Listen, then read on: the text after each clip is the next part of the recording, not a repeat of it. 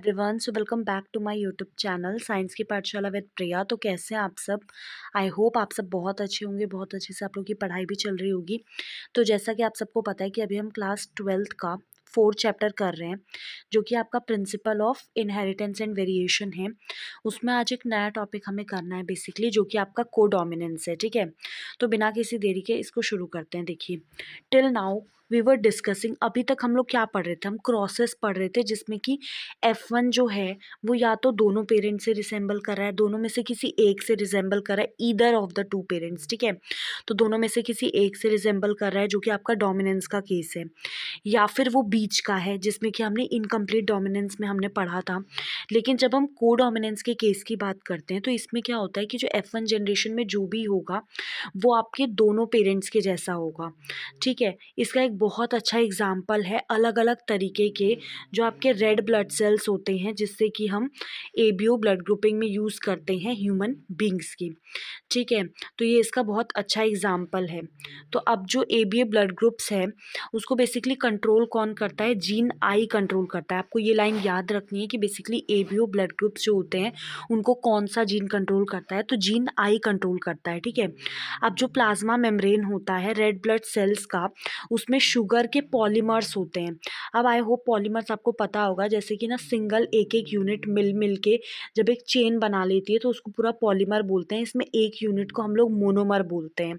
ठीक है, तो जो प्लाज्मा मेम्ब्रेन होती है रेड ब्लड सेल की, उसमें शुगर पॉलीमर्स होते हैं, जो कि आपका सरफेस पे प्रोट्रूड, उस सरफेस पे एक तरीके से मान लीजिए प्रोट्रूड फ्रॉम इट सरफेस का मतलब है कि उसके सरफेस के बाहर की सतह पे जैसे निकला हुआ लगता है। तो जिस तरीके का जो शुगर है वो जीन के द्वारा कंट्रोल किया जाएगा कि किस तरीके का शुगर है। जैसे कि जीन आई है तो उसमें 3 एलील्स होते हैं, एक आपका IA, IB और एक स्मॉल आई। अब इसमें जो एलील IA और IB हैं ये आपका थोड़े से अलग फॉर्म की शुगर बनाते हैं, और वहीं पे एलील स्मॉल आई जो है वो शुगर प्रोड्यूस ही नहीं करता। ठीक है, अब हमें भी पता है कि जो ह्यूमंस हैं वो आपके डिप्लॉयड ऑर्गेनिजम्स होते हैं, इसीलिए हर पर्सन के पास आपका 2 तरीके के होते हैं। ये जो 3 आई वाले जीन्स हैं एलील्स, उसमें से आपका 2 होते हैं। ठीक है, IA IB जो हैं वो कम्प्लीटली डोमिनेंट होते हैं इस स्मॉल आई के ऊपर। और अगर दूसरे शब्दों में बोलें तो जब आपका IA और स्मॉल आई अगर प्रेजेंट होगा तो आपका कैपिटल IA वाला जो है वो अपने आप को एक्सप्रेस करेगा और वो आपका A ब्लड ग्रुप होगा, क्योंकि स्मॉल आई जो है वो किसी भी तरीके का शुगर नहीं बनाता है।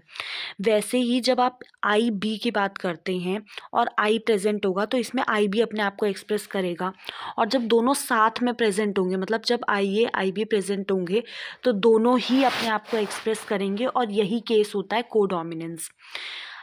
हेंस जो रेड ब्लड सेल्स है उसमें दोनों तरीके के शुगर्स होते हैं, A और B। Since there are 3 different alleles, there are 6 different combination. इन 3 एलील्स के 6 कॉम्बिनेशंस बन सकते हैं अलग अलग। ठीक है, और अब आपसे पूछे how many phenotypes are possible. जैसे कि हमने देखा था कि ब्लड ग्रुप कितने तरीके के हो सकते हैं। एक आपके पास A होगा, एक आपके पास B हो सकता है, एक आपके पास O हो सकता है, एक आपके पास AB हो सकता है। इनके अलावा और कोई ब्लड ग्रुप हो सकते हैं क्या?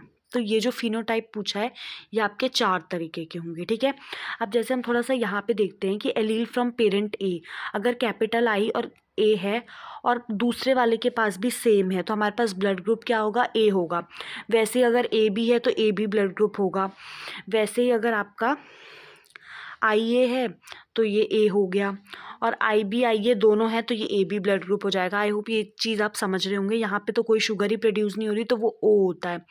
ठीक है, तो अब यहाँ पे इन्होंने जैसे जीनोटाइप के ये दिखा रखे हैं आपको कि ये कितने कॉम्बिनेशंस बन सकते हैं, और यहीं पे आपको दिखा रखा है कितने फिनोटाइप हो सकते हैं। ठीक है, तो आप थोड़ा सा पीछे आ जाते हैं।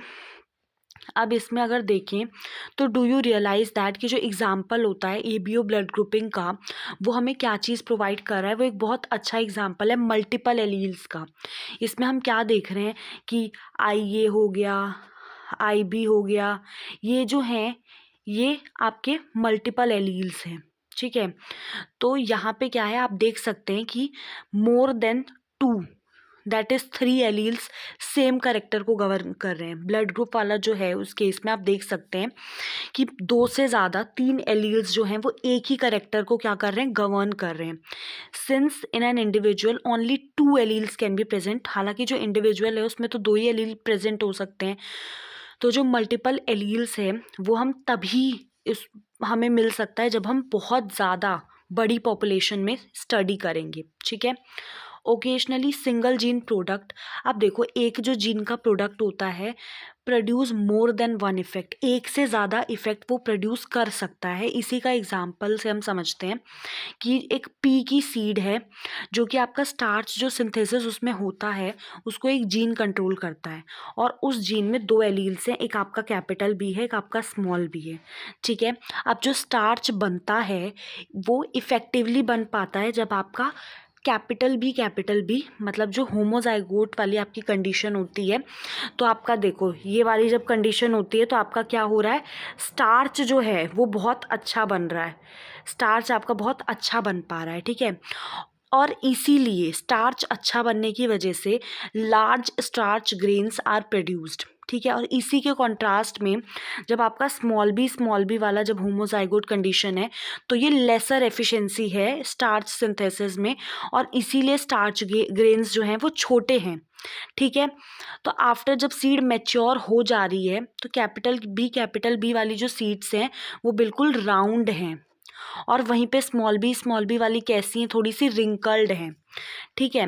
तो इस चीज़ से हमने क्या मान लिया, हमने मान लिया कि जो हेट्रोजाइगोट वाली जब कंडीशन आएगी, हेट्रोजाइगोट में क्या एक आपका कैपिटल बी और एक स्मॉल बी होगा।